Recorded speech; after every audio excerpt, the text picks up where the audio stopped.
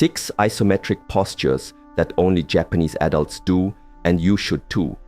While in many countries we see older adults losing strength and energy from age 60, something extraordinary happens in Japan. People in their 70s, 80s, and even 90s walk with upright posture, squat with ease, take care of their homes, and many still actively work in the fields. And no, it's not privilege, genetics, or luck. Japan is home to one of the longest living populations on the planet, with an impressive number of octogenarians in full physical activity.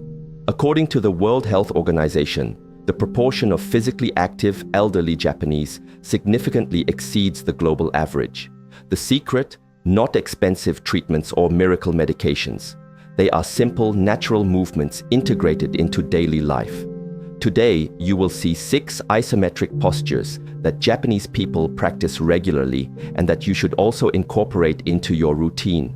They are capable of healing years of neglect of your own body. But before we begin, please leave in the comments your name and the city from where you are watching our content. Isometric posture number 1, Caesar, which consists of sitting on your heels, is probably the most recognizable Japanese posture, with roots dating back to the Muromachi period. This position has become a fundamental element of Japanese etiquette. Historically, Caesar was practiced in traditional houses with tatami floors during tea ceremonies, formal meals, and moments of meditation. This posture intensely activates various muscle groups. Your quadriceps are deeply stretched while the calf and ankle muscles are strengthened. The correct Caesar position also engages the deep abdominal muscles and spine stabilizers, significantly improving your overall posture. The benefits of Caesar go far beyond muscle strengthening. This position improves circulation in the lower limbs when practiced regularly, increases flexibility of the knees and ankles, and promotes better spine alignment. Recent research demonstrates that Caesar activates the connective tissues of the lower limbs, contributing to better tissue health and preventing problems such as plantar fasciitis. To correctly execute Caesar, kneel on the floor with your knees together. Fold your feet so the tops of your feet are supported on the floor with your toes pointing backward. Lower your hips slowly until you are sitting on your heels. Keep your spine erect, shoulders relaxed, and hands resting gently on your thighs or knees. A common mistake is forcing the knees beyond their comfort limit, causing unnecessary pain. If you are a beginner, don't try to remain in the position for long periods immediately. Another frequent misconception is curving your back, which nullifies many of the postural benefits of the exercise and can overload the lumbar region. For those who are starting out, I recommend beginning with short periods of 30 seconds to 1 minute, interspersed with breaks to stretch the legs. As you develop more comfort and strength, gradually increase to 3 to 5 minutes per session. If you feel intense discomfort in your knees, a useful adaptation is to place a small firm cushion between your heels and your hips, reducing pressure on the joints. Over time, you can reduce the thickness of the cushion until you can perform traditional Caesar. Number 2, Kibadachi. Kibadachi, known as the horse stance, has ancient origins in Japanese martial arts, particularly in karate. This position was used by samurai during training to strengthen the legs and core, preparing them for long battles where stability was crucial. The name horse comes from the similarity to the posture adopted when riding a horse. This isometric posture is extremely effective for working the leg muscles, especially the quadriceps, adductors, and abductors of the thigh. Kibadachi also intensely engages the glutes, hip stabilizers, and core. Beyond muscle strengthening, Kibadachi significantly improves the lateral stability of the body, something we often neglect in conventional exercises. Biomechanical studies show that this posture better alignment of the hip and knees, preventing common joint problems. To execute Kibadachi correctly, position your feet parallel and apart, approximately 4 FT and 11 in wide. Bend your knees and lower your hips as if you were sitting in an invisible chair. Your feet should be pointing forward, fully supported on the floor.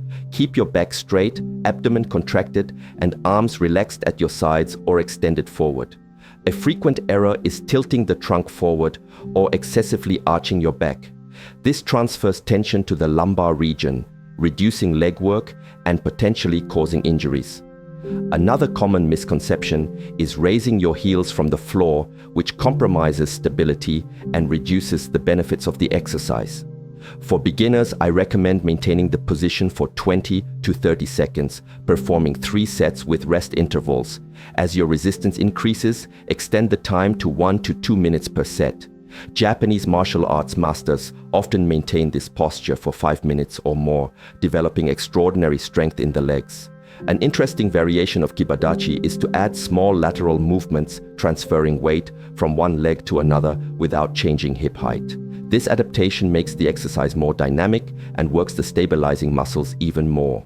Number 3, Nekoashi Dachi. Nekoashi Dachi, also known as the cat stance, is an elegant and functional position originating from traditional karate. Its name derives from the similarity to the posture of a cat about to leap, light on the feet, alert and ready for explosive movement. Developed by martial arts masters during the Edo period, this posture was valued for allowing quick transitions between defense and attack. This posture intensely works the stabilizing muscles of the ankle and foot, strengthening an area often neglected in conventional training. The calf muscles, mainly the soleus, are activated in the foot that supports most of the weight. The position also engages the hip muscles, lateral leg stabilizers, and core, creating a complete kinetic chain of strengthening. The benefits of Neko Ashidi are particularly relevant to modern life. Like kibadachi, this posture significantly improves balance and proprioception, reducing the risk of sprains and falls. Research in biomechanics shows that this position strengthens the intrinsic muscles of the feet, helping to prevent problems such as flat feet and plantar fasciitis.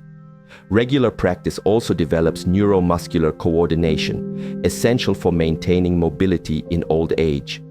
To execute Neko Ashidi correctly, position yourself with one foot forward, supporting only the ball of the foot on the floor like a cat testing a surface with its paw.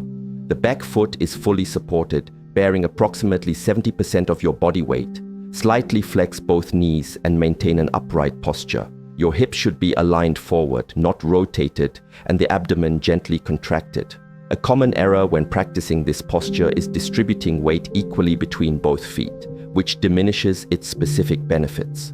Another frequent misconception is excessively rotating the hip, compromising alignment, and overloading the lumbar spine. Many beginners also tend to raise their shoulders in tension, which should be avoided. For those who are starting out, I recommend maintaining the position for 20 to 30 seconds on each side, alternating legs, and performing 3 sets. As you develop more balance and strength, increase to 1 minute per side. Practice daily for the best results. Japanese masters often incorporate small weight transfers between the front and back of the foot, simulating the feline behavior that inspired the posture. An interesting adaptation to intensify the exercise is to add slow arm movements while maintaining the stable position of the legs. This variation increases the challenge for balance and engages the core even more, transforming a static posture into a dynamic exercise of body control. Before we continue, don't forget to subscribe to the channel. Having constant access to correct and science-based information is what will make you progress with health in the long term in the world of bodybuilding. Number 4, Zazen. Zazen, literally seated meditation, is an ancestral practice of Japanese Zen Buddhism that transcends simple meditation to become a powerful isometric posture originating from Zen monasteries during the Kamakura period. This position was maintained by monks during hours of daily meditation, simultaneously developing mental and physical strength. This posture deeply engages the spine-stabilizing muscles, particularly the multifidus and transverse muscles. The core is activated to maintain the upright position, while the pelvic floor muscles are naturally strengthened.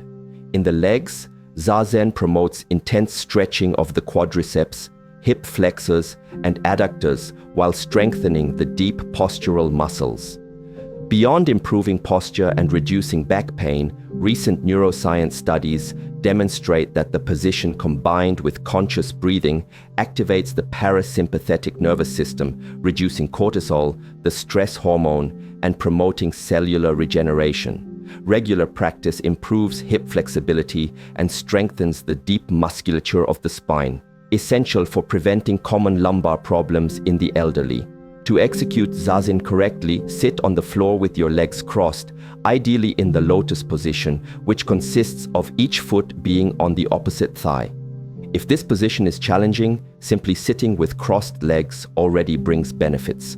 The spine should be perfectly erect, as if an invisible thread pulled the top of the head upward. The shoulders remain relaxed and open, the chin slightly tucked, and the hands rest in the lap, usually with palms facing up and the fingers of the right hand on the left palm. A frequent error is curving the spine during practice, which not only reduces the physical benefits, but also compromises the meditative aspect. Another common misconception is excessively tensing the shoulders and neck, creating unnecessary discomfort. Many beginners also force their legs into painful positions when the ideal is to progress gradually in flexibility. For those who are starting out, I recommend short sessions of 5 to 10 minutes, using a firm cushion under the hips to slightly elevate the pelvis and facilitate spine alignment. As you develop comfort in the position, try to gradually increase to 20 minutes daily. Japanese Zen monks practice zazen for several hours daily, divided into 40-minute sessions interspersed with meditative walking. Number 5. Shikodachi. Shikodachi, known as the sumo stance, has its roots in the ancient Japanese national sport. Practiced for more than 1,500 years, this posture was and still is fundamental in the training of sumo wrestlers, developing the extraordinary leg strength and stability that characterize these athletes. Historically, wrestlers maintained this position for hours, developing the necessary resistance for ritualized confrontations in the sumo ring. This posture intensely works the quadriceps, glutes, and adductors, the inner thighs, the muscles of the lumbar region, deep abdominals, and pelvic floor are strengthened to maintain stability during the position. Interestingly, biomechanical studies reveal that this posture activates more muscle fibers in the legs than conventional squats. The benefits of Shikodachi are extraordinary, especially for healthy aging.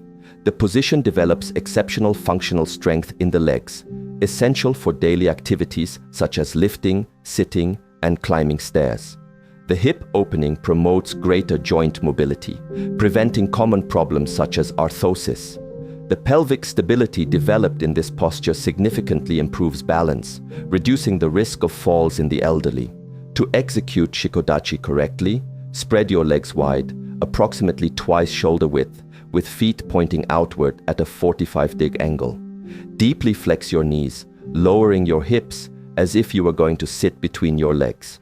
Keep your back straight, chest open, and gaze forward. Your hands can rest on your thighs or be positioned in front of your body as if holding an imaginary opponent. A common error is arching the lumbar region, which transfers tension to the back instead of properly working the legs. Another frequent misconception is not lowering the hips sufficiently, reducing the effectiveness of the exercise. Many beginners also tend to let their knees collapse inward, which can overload these joints. For those who are starting out, I recommend maintaining the position for 20 to 30 seconds. Performing 3 sets with rest intervals. As you develop strength, gradually increase to 1 to 2 minutes per set.